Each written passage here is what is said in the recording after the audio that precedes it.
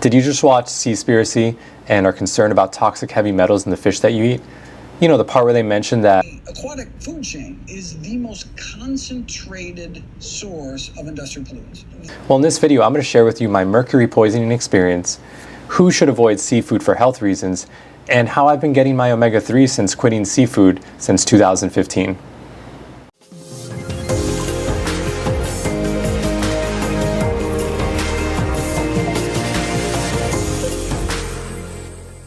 So as you probably know, Seaspiracy uncovers how corruption in the fishing industry plays a much bigger role than we expected in the degradation of our environment and our food supply, and even contributes to modern slavery. Although not the focus of the documentary, it does touch on the alarming rate of toxic chemicals and specifically toxic heavy metals in our fish supply. And while I'm not here to discuss the ethics of eating fish or whatever dietary choices you want, I do want to share who in particular is particularly at high risk of heavy metal toxicity and what you can do about it. Although there's a lot of reasons why you might want to limit your intake of seafood, there's one particular gene mutation that makes you particularly vulnerable to heavy metal toxicity, which is the MTHFR gene mutation.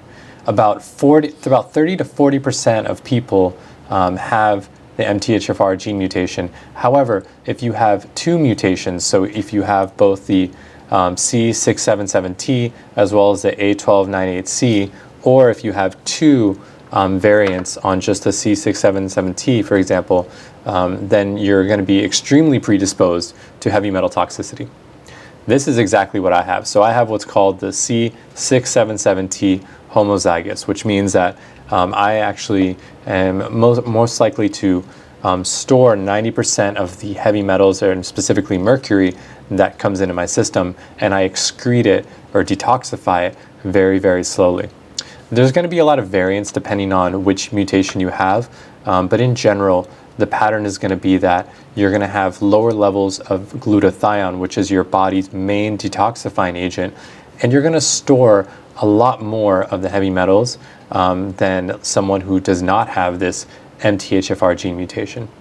So how do I know all this? Well, about 6 years ago, I was, having intense, brain fog, cognitive issues, chronic fatigue, a host of problems, and it turns out that, elevated cadmium, mercury, and aluminum levels were one of the root causes that was causing that.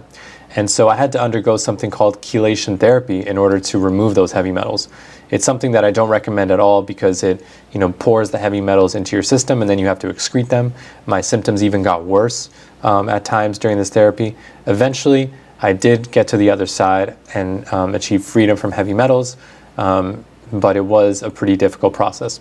Today, there are gentler, more non-invasive ways to excrete heavy metals, thankfully, but it's still not a very pleasant process, and it's something you should certainly try and avoid if possible.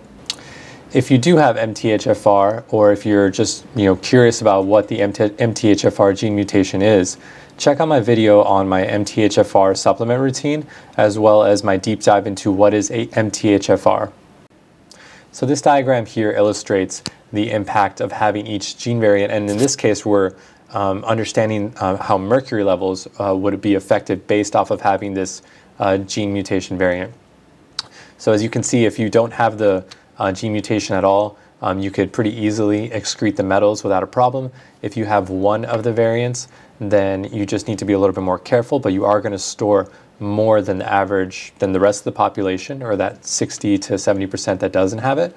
And then if you have two of the variants or one of each variant, then you're really in trouble, because at that point, if you look at my case, for example, the C677T homozygous, then in that case, you're storing 90% of the mercury that you take in. So it becomes really difficult to justify eating seafood when you're putting yourself at risk to that extent. So how much mercury and heavy metals does our fish supply have? This is really hard to measure. There's not a lot of incentives to really be measuring this on a regular basis. However, I did find a study that mentioned that I think it was conducted between 2005 and 2012, that 27% of the fish measured in the study had elevated mercury levels. Granted, this was done a while ago, and since we haven't taken much action on this issue, we should assume that the situation has only gotten worse. So Seaspiracy just spends a couple minutes talking about heavy metal toxicity in our fish supply. They make a couple, straightforward points. One is that the touted health benefits of fish simply are not worth the dangers. Additionally, they talk about how the fish supply has the highest concentration of pollutants compared to other animal protein sources. And the lastly is that the omega-3s actually don't come from the fish themselves, that they come from the algae. I'll run a few clips here so you could see for yourself. In essence, this is called bioaccumulation. So there's other things in fish. It's not just omega-3 fatty acids. Those contaminants oftentimes outweigh the benefits of the nutrients. Fish, they're just dirty fish and then dirtier fish. And so if you look at the number one source of dioxin exposure, of toxic heavy metal exposure, PCB exposure, of hexachlorobenzene, plastics compounds, flame retardant chemicals, I mean, you name your industrial pollutant, it's found most concentrated in fish. Again, because that's just where the pollutants eventually end up. The common belief is that fish are the best source of these essential omega-3 fatty acids, but people don't realize that fish don't make omega-3 fatty acids. It's the algae cells that are making the omega-3 fats. So since having mercury toxicity, learning about my MTHFR gene mutation, I've quit seafood since about 2015. So how do I get my omega-3s? Well, apart from food sources such as flaxseed, chia seeds, walnuts, I've been supplementing with Nordic Naturals Algae Omega for a few years. It has a pretty good ratio of EPA to DHEA, has a clean ingredient list, it's third-party tested, and it comes from a really reputable company in the omega-3 kind of fish oil type space.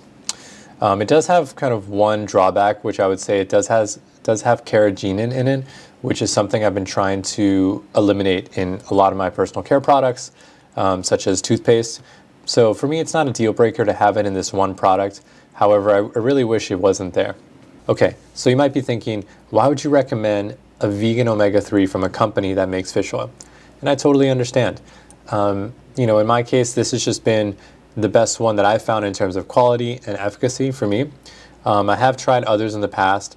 There is one company on my radar in particular called IWI, which is IWI, and they have a host of different vegan omega-3 products that are organized in terms of their use case. So they have one for brain health, they have one for heart health, they have one for kids, they even have gummies.